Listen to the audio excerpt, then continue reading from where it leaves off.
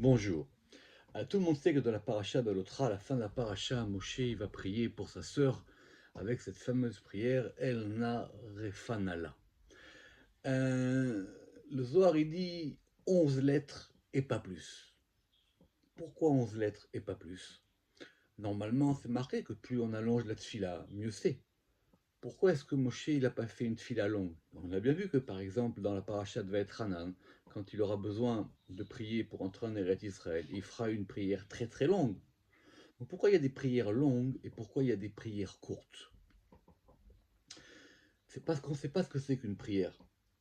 Une prière, c'est une opération effective. Ça veut dire je veux obtenir quelque chose.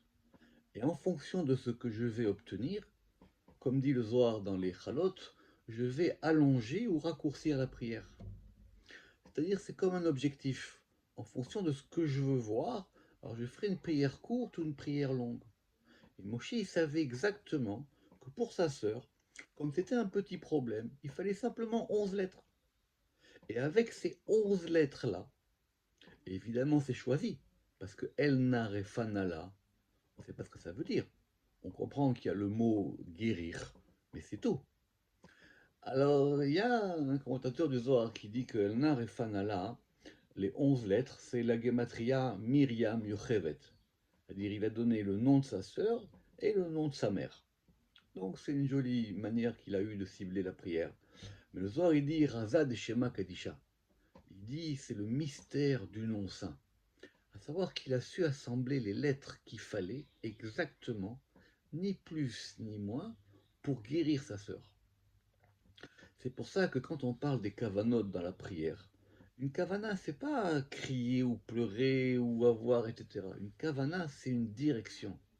C'est-à-dire être capable de viser juste. Le kivun, c'est la direction, c'est la visée. Il a su viser juste. Alors nous, chaque fois qu'on a quelqu'un de malade, en général, on répète Elna Refanala.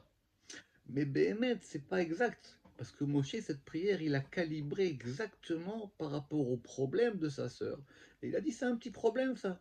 Donc ce problème-là, je vais le régler avec 11 lettres. Quand il a fallu que lui rentre en Eretz Israël, alors lui, il a calibré une prière beaucoup, beaucoup plus longue.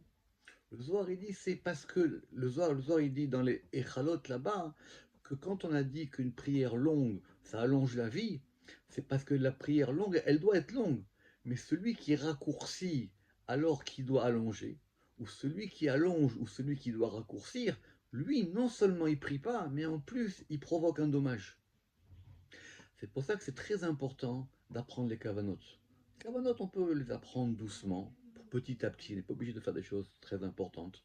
Mais en tout cas, c'est important d'apprendre à cibler sa prière, d'apprendre à donner à sa prière une bonne direction. Qu'on ait tous la réfoua chez les mains pour tout le monde. Shabbat Shalom.